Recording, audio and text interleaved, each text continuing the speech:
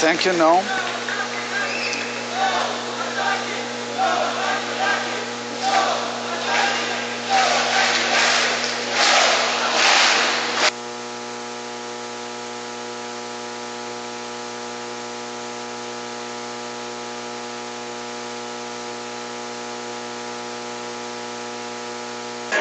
Que ha escrito el libro El Dios de las cosas pequeñas, un duro alegato contra la esclavitud de las convenciones en la India. Está traducido en 40 lenguas, es un libro excelente, es un libro realmente duro. Ha escrito también Álgebra de la infinita justicia. Arundhati es una luchadora por la justicia social, una luchadora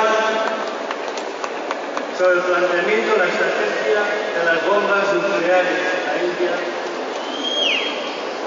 Es una luchadora contra los embalses, los barrages, a favor de los desplacidos de los adivasis, de los dalits. 33 millones de personas han sido desplazadas. Es una luchadora que ha tenido un gran valor, perseguido también por la justicia, ha puesto en cuestión cuestiones fundamentales en la sociedad india. Arundhati.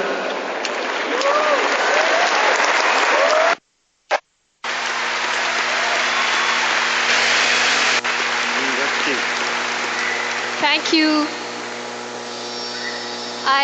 I want to simply say that this is the most beautiful crowd that I've ever seen in my life.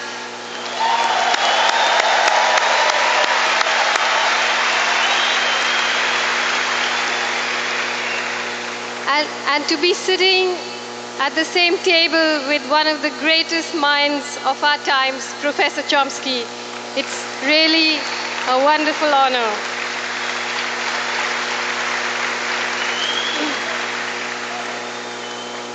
I promise you I'm not going to speak for very long. I've been asked to speak about how to confront empire. It's a huge question, and I have no easy answers. When we speak of confronting empire, we need to identify what empire means. Does it mean the US government and its European satellites, the World Bank, the International Monetary Fund, the World Trade Organization, and multinational corporations? Or does it mean more than that? In many countries, empire has sprouted other subsidiary heads, some dangerous byproducts: nationalism, religious bigotry, fascism, and, of course, terrorism. All these march arm in arm with the project of corporate globalization. Let me illustrate what I mean. India, the world's biggest democracy, is currently at the forefront of the corporate globalization project. Its market of 1 billion people is being prized open by the WTO. Corporatization and privatization are being welcomed by the Indian government and the Indian elite. But it is not a coincidence that the Prime Minister, the Home Minister, the Disinvestment Minister, the men who signed the deal in India with Enron, the men who are selling the country's infrastructure to corporate multinationals, the men who want to privatize water, electricity, oil, coal, steel, health, education, and telecommunication are all members or admirers of the RSS. The RSS is a right-wing, ultra-nationalist Hindu guild which has openly admired Hitler and his methods. The dismantling of democracy in India is proceeding with the speed and efficiency of a structural adjustment program. While the project of corporate globalization rips through people's lives in India, massive privatization and labor reforms are pushing people off their lands and out of their jobs. Hundreds of impoverished farmers are committing suicide by consuming pesticide. Reports of starvation deaths are coming in from all over the country. While the elite journeys to its imaginary destination somewhere near the top of the world, the dispossessed are spiraling downwards into crime and chaos. This climate of frustration and national disillusionment is the perfect breeding ground, history tells us, for fascism. The two arms of the Indian government have evolved the perfect pincer action, while one arm is busy selling India off in chunks. The other, to divert attention, is orchestrating a howling, baying chorus of Hindu nationalism and religious fascism. It is conducting nuclear tests, rewriting history books, burning churches, demolishing mosques, censorship, surveillance, the suspension of civil liberties and human rights, the definition of who is an Indian citizen and who is not, particularly with regard to Muslim people, is becoming common practice now. Last March, in the state of Gujarat, 2,000 Muslims were butchered in a state-sponsored pogrom. Muslim women were specially targeted. They were stripped and gang-raped before being burned alive. Arsonists burned and looted shops, homes, textile mills, and mosques. More than 150,000 Muslims have been driven from their homes. The economic base of the Muslim community has been devastated. While Gujarat burned, the Indian Prime Minister was on MTV promoting his new poems. In January this year, the government that orchestrated the killing was voted back into office with a comfortable majority. Nobody has been punished for the genocide. Narendra Modi, architect of the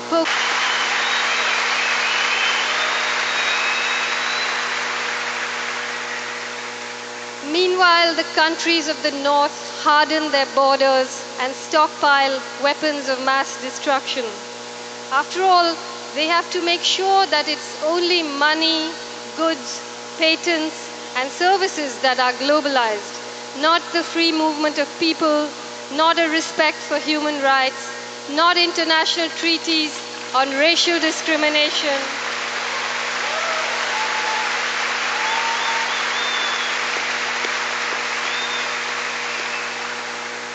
not treaties on chemical and nuclear weapons or greenhouse gas emissions or climate change or, God forbid, justice. So all this is empire, this loyal confederation, this obscene accumulation of power, this greatly increased distance between those who make the decisions and those who have to suffer them. Our fight, our goal, our vision for another world must be to eliminate that distance.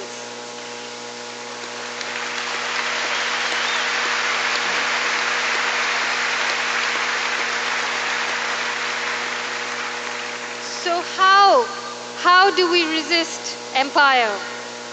The good news is that we're not doing too badly. There have been major victories. Here in Latin America, you have had so many. In Bolivia, you had Cochabamba.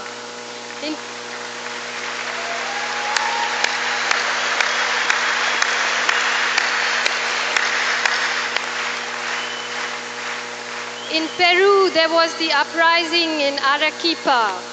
In Venezuela, President Hugo Chavez is holding on Despite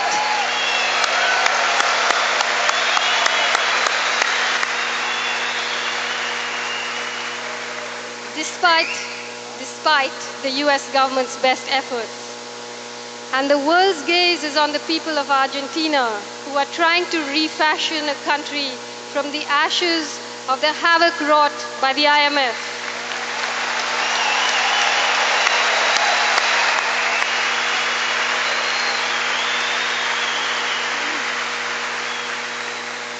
In India, the movement against corporate globalization is gathering momentum and is poised to become the only real political force to counter religious fascism. And as for corporate globalization's glittering ambassadors, Enron, Bechtel, WorldCom, Arthur Andersen, where were they last year and where are they now?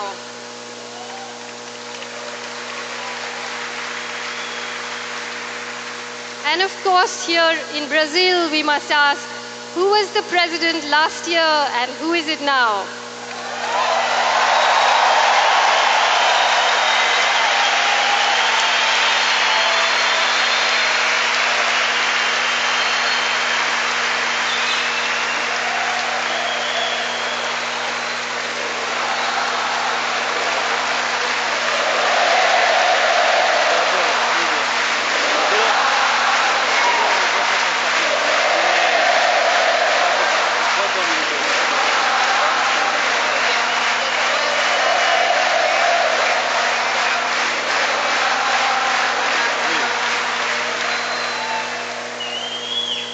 But still, many of us have dark moments of hopelessness and despair because we know that under the spreading canopy of the war against terrorism, the men in suits are hard at work, while the bombs rain down on us and cruise missiles skid across the skies. We know that contracts are being signed, patents are being registered, oil pipelines are being laid, natural resources are being plundered, water is being privatized, and George Bush is planning to go to war against Iraq. If we look at this conflict as a straightforward eyeball-to-eyeball confrontation between empire and those of us who are resisting it, it might seem that we are losing. But there's another way of looking at it. We, all of us gathered here, have in our own way laid siege to empire. We may not have stopped it in its tracks yet, but we have stripped it down. We have made it drop its mask. We have forced it in the open. It now stands before us on the world stage in all its brutish, iniquitous nakedness.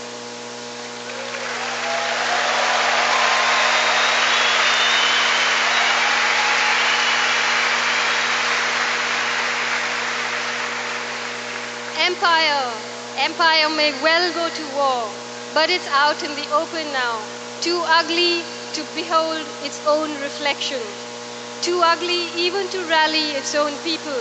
It won't be long before the majority of American people become our allies.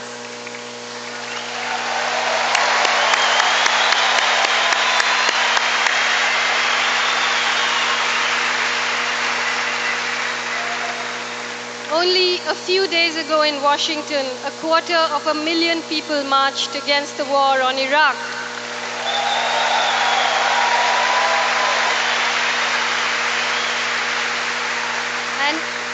And each month, the protest is gathering momentum.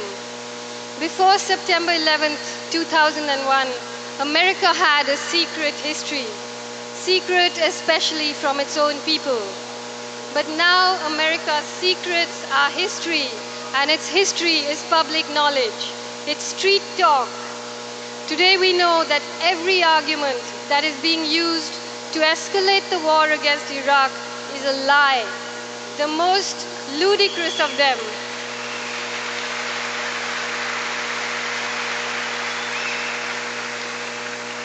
The most ludicrous of them being the US government's deep commitment to bring democracy to Iraq.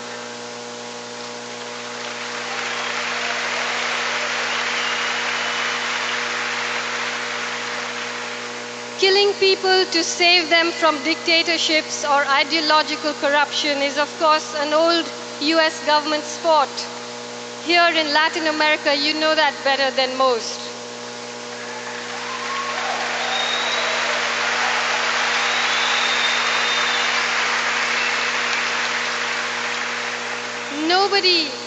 Nobody doubts that Saddam Hussein is a ruthless dictator, a murderer, whose worst excesses were supported by the governments of the United States and Great Britain. There's no doubt that Iraqis would be better off without him. But then the whole world would be better off without a certain Mr. Bush.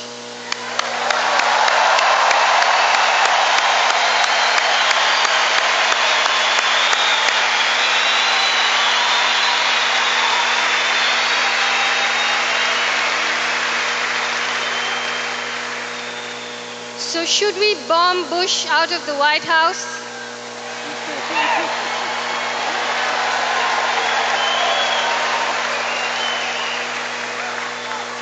It's more than clear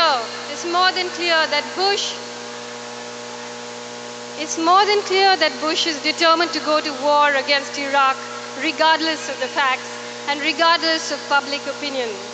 In its recruitment drive for allies, the United States is prepared to invent facts. The charade with weapons inspectors is the US government's offensive, insulting concession to some twisted form of international etiquette.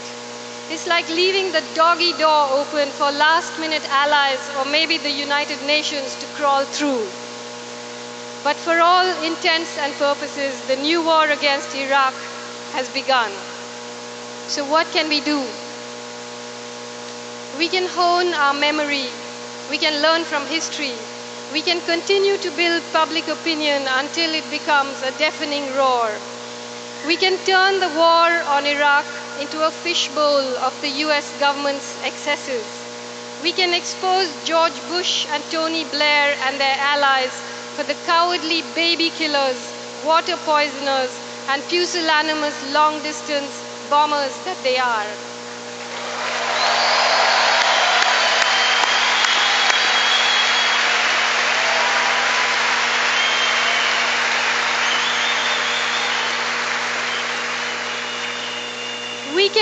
We can reinvent civil disobedience in a million different ways. In other words, we can come up with a million ways of becoming a collective pain in the ass.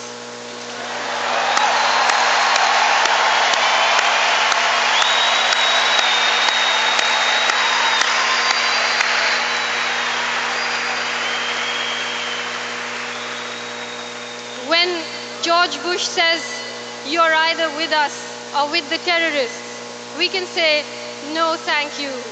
We can let him know that the people of the world do not need to choose between a malevolent Mickey Mouse and the mad mullahs.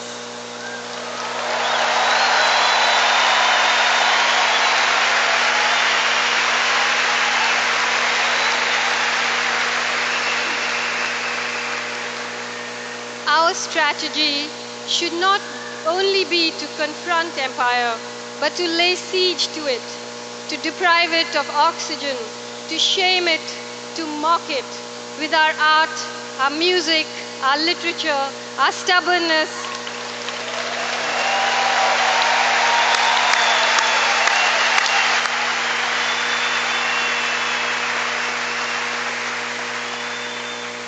Our joy, our brilliance, our sheer relentlessness, and our ability to tell our own stories, stories that are different from the ones we are being brainwashed to believe.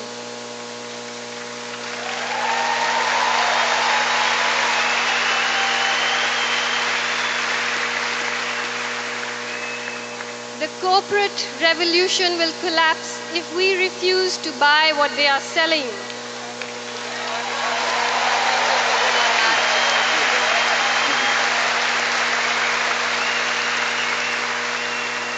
Their ideas, their version of history, their wars, their weapons, their notion of inevitability.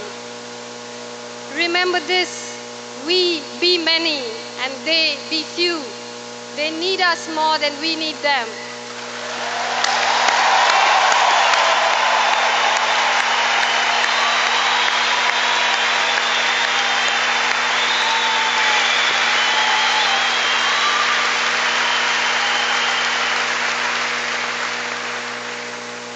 Another world is not only possible, she's on her way, and on a quiet day, if you listen very carefully, you can hear her breathing.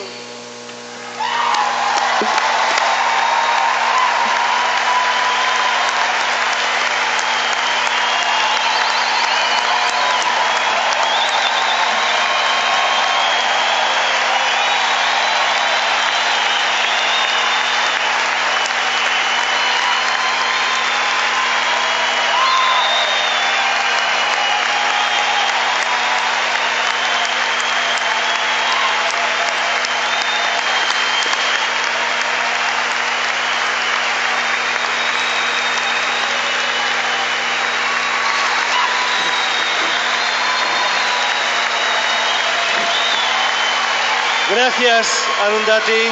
Muchas gracias. Te esperamos en la India el año que viene.